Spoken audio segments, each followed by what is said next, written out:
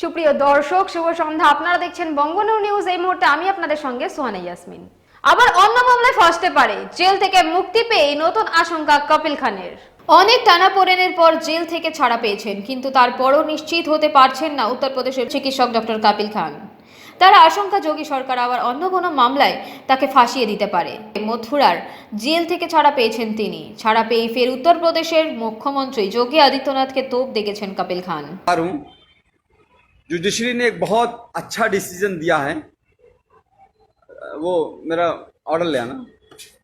Judiciary ने बहुत अच्छा ऑर्डर दिया है और उन्होंने साफ साफ कहा है कि डॉक्टर कफील ने जो अलीगढ़ में भाषण दिया था वो कोई भड़काऊ भाषण नहीं था। वो देश की यूनिटी के लिए, अखंडता के लिए, एकजुटता के लिए था। और उन्होंने साफ साफ कहा है, डॉक्टर कफील ने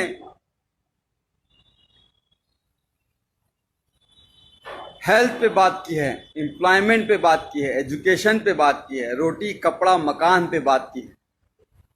हाँ ज़रूर एनटीसीए के खिलाफ बोला है, एनआरसी के खिलाफ बोला है, पर यह भी कहा है कि जो भी प्रोटेस्ट हो गांधी जी के अहिंसा के, सद्भावना के साथ होना चाहिए।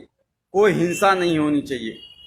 सबसे मिलकर भाईचारे के साथ मिलकर सबको साथ आना चाहिए। फिर भी उसके बाद जिस तरह से मुझे टॉर्चर किया गया, मुंबई एयरपोर्ट से पकड़ के 48 घंटे तक इंटरोगेट किया गया। एसटीएफ की टीम ने ऐसे ऐसे सवाल पूछे, अरे आपने तो कोई पाउडर बना लिया है जिससे करोड़ों इंडियन मर जाएंगे। मैंने कहा भैया मैं डॉक्टर हूँ बच्चों का, मैं कहाँ से पाउडर बना लूँगा। कोरोना की बात कर रहे हैं क्या? तो आप चाइना से पूछिए। आप सरकार गिरा रहना चाहते हैं, हमारे पास फ़ोन रिकॉर्डिंग, हमने कहा लाइए सुना दीजिए, एक भी सबूत आपके पास हो तो। मैं कोई पॉलिटिशियन तो हूँ नहीं।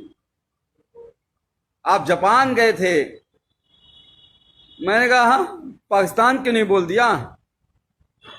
अरे जापान कैसे, इंडिया से बाहर कैसे जा सकता हूं जब पासपोर्ट मेरा जुडिशरी के पास जमा है। तो एक तरह से बहुत टॉर्चर किया। फिर जेल में रह के, जेल में ऐसी जहां रखा जहां पे 150 कैदी थे। वो 9 महीने का बीआरडी ऑक्सीजन ट्रेजेडी के बाद जो 9 महीने का दर्द था, उसको उससे ज्यादा, उससे कई गुना, हजारों गुना ज्यादा पतली पानी की तरह दाल, कच्ची रोटियां, वही सुबह शाम खाना है। जीना था। उम्मीद थी कि आप लोगों से दोबारा मिल सकूंगा, मुखातिब हो सकूंगा, आप लोगों से बात कर सकूंगा। और आप सबकी दुआएं काम आई। आज आपके साथ हूँ फिर से दोबारा। मथुरा की नगरी, कृष्ण जी की पवित्र नगरी में रह के बहुत कुछ सीखा कि किस तरह से भगवान कृष्ण ने कहा है कि कभी भी किसी को धोखा नहीं देना, अपना दिल साफ रखना, यही धर्म होता है। और हम लोग रामायण देखते थे, 9 बजे से 10 बजे तक हर रोज आता था, लॉकडाउन के टाइम भी। तो उसमें भी जो उत्तर रामायण में महर्षि वाल्मीकि जी ने श्री रामचंद्र जी को जब एक बात कही थी, जब उन्होंने धनुष उठा लिया श्री लव कुश के खिलाफ ही, तो उन्होंने कहा था कि राजा का धर्म राजधर्म होता है, राजहट नहीं। पर यहां तो राजा मेरा बाल हट पे आ गया। बच्चों की जान बचाने की कितनी बड़ी सजा दोगे भाई? क्या बच्चों को जान बचाना इतना बड़ा गुनाह हो गया था? सॉरी, लोग फोन कर रहे हैं, फोन नहीं कीजिए कोई भाई, मैं कुछ देर बात कर लूँ, बहुत दिनों बाद, 8 महीने बाद आपसे। राकेश चौधरी साहब शुक्रिया, वैभव पाठक थैंक यू यार, थैंक यू। इरफान खान साहब, अस्सलाम वालेकुम, आई लव यू टू। तो मैं ये कह रहा था कि महर्षि वाल्मीकि जी ने श्री रामचंद्र जी से कहा कि बाल हट मत करो। इस तरह से प्रताड़ना देना, 9 महीने उस वक्त जेल रखना, फिर बहराइच वाले कांड में भी 2 महीने जेल रखना, फिर 8 महीने इतना टॉर्चर कराना। जेल में बार बार सिर्फ यही कहा जा रहा था कि तुम उन 70 बच्चों की बात नहीं करोगे, जो 70 बच्चे ऑक्सीजन की कमी से मर गए हैं, उनकी कभी बात नहीं करोगे, उनको भूल जाओ। कैसे भूल जाऊं, अपने सामने मरते हुए उनको देखा है। कोरोना के टाइम जब इस भारत में, इंडिया में कोरोना ने एंट्री नहीं की थी, 27 जनवरी को मैंने वीडियो डाला था कोरोना पे लेके, और उस वक्त मैंने साफ साफ कहा, बताया था क्या करना है, क्या नहीं करना है, कैसे इससे बचना है। और 30 जनवरी को पहला केस इंडिया में आया। मैंने माननीय प्रधानमंत्री नरेंद्र मोदी जी को 19 मार्च को ही एक लेटर जेल से सुप्रिंटेंडेंट जी के द्वारा भिजवाया, और उसमें साफ कहा कि हम कम्युनिटी ट्रांसमिशन से बच नहीं सकते, हमारा भारत देश ऐसा है। क्योंकि मैंने पूरा भारत घूमा है, कितनी गरीबी है, एक एक घर में 4-4 लोग कैसे रहते हैं, एक पूरी झुग्गी झोपड़ी बस्ती होती है, हजारों लोग उसी में रहते हैं। जैदू भाई जी, तो उसमें रहते हैं, वो कैसे रहते हैं, वो कैसे दूरी 2 गज की दूरी रहो, कह देना आसान होता है, पर वो इतना आसान नहीं है गरीबों के लिए। कितने माइग्रेंट बेचारे चलते चलते मर गए, ट्रेनों में दब गए। गरीबी कितनी है, आज क्या हालत हो गई है हमारे देश की। कोरोना वायरस इस तरह से फैल चुका है कि हम दुनिया के दूसरे नंबर पे पहुंचने वाले हैं, ब्राजील को भी छोड़ देंगे। श्री नरेंद्र मोदी जी के दोस्त ट्रंप साहब और ये इंडिया फर्स्ट और सेकंड नंबर पे रह गया है। 48 लाख कोरोना वायरस केस हो चुके हैं और 60,000 से ज्यादा मौतें हो चुकी हैं। बहुत कुछ करना चाहता था इस कोरोना वायरस के लिए, 8 महीने में शायद बहुत कुछ कर सकता था, पर करने नहीं दिया गया। जेल में जानबूझ के मुझे इस तरह से रखा गया कि मतलब समझ लीजिए कि टॉयलेट करने के लिए आधे घंटे के लिए लाइन लगानी पड़ती थी, नहाने के लिए आधे घंटे के लिए लाइन लगानी पड़ती थी। गर्मी इतनी हो जाती थी कि कपड़ा पहन के, पूरा नहा के, पूरा बिस्तर बिछा के, बिस्तर को भी भिगा देता था, तब जाके लेटता था। और वो 150 लोग, 534 लोगों की रहने की जगह है वो, लेकिन 1600 कैदी थे। अब बताइए वहां पे कैसे सोशल डिस्टेंसिंग हो जाएगी। वो ख्वाब था। लोगों की सांसें, लोगों की बदबुआं, लोगों की मतलब पेशाब की महक, और एक टॉयलेट होता था, 150 लोगों के बीच एक टॉयलेट।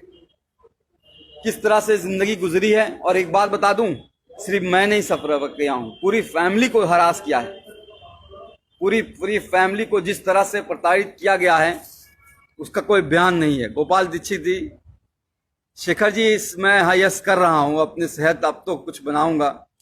वहां तो पतली दाल से जिंदगी बस चलानी थी। तो मेरा बच्चा जो 11 महीने का था, जब चल नहीं पाता था तो उसे छोड़ गया था, आज चलता है, दौड़ता है, बोलता है। पिछली बार भी जब बीआरडी में 70 बच्चे मरे थे, और उस वक्त भी बिना बात के झूठ केस में फंसा के जेल भेज दिया गया।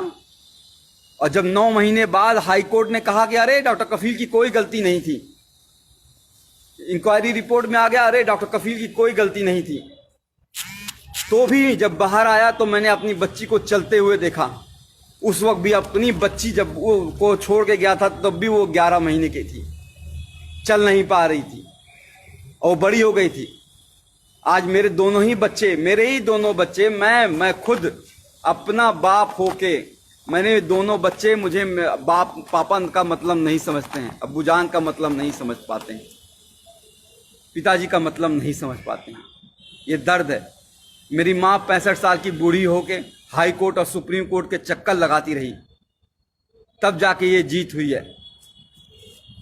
और जुडिशरी ने इतना अच्छा ऑर्डर किया है। एक बात और करा दूं, एसटीएफ का शुक्रगुजार हूं कि उन्होंने मुंबई से मथुरा लाते वक्त मेरा इनकाउंटर नहीं कर दिया विकास दुबे की तरह, वरना तो शायद वो मुझे मार ही देते। लोगों की आवाज को दबाना ही इनका काम है, ने किया है। सुप्रीम कोर्ट का भी धन्यवाद करूंगा, वरना तो हाई कोर्ट में डेट पे डेट हर 14 दिन पे कैसे एक एक दिन कटेगा, एक एक घंटे कटेगा, ये सोचता था।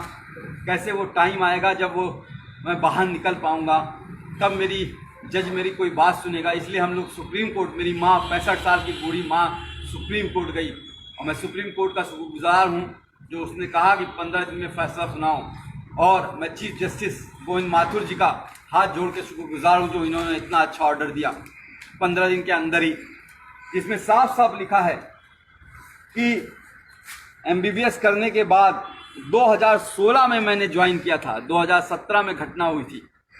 1 साल का जूनियर था मैं, जूनियर मोस्ट डॉक्टर, और फिर भी उन बच्चों को बचाने के लिए जी जान लगा दी, और उसके बावजूद उनको जेल भेज दिया गया।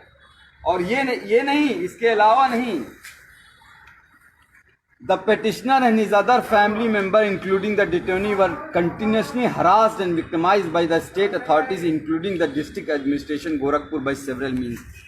मेरे यानी कि मुझे ही नहीं, पूरी फैमिली को सरकार ने बुरी तरह से तोड़ना चाहा।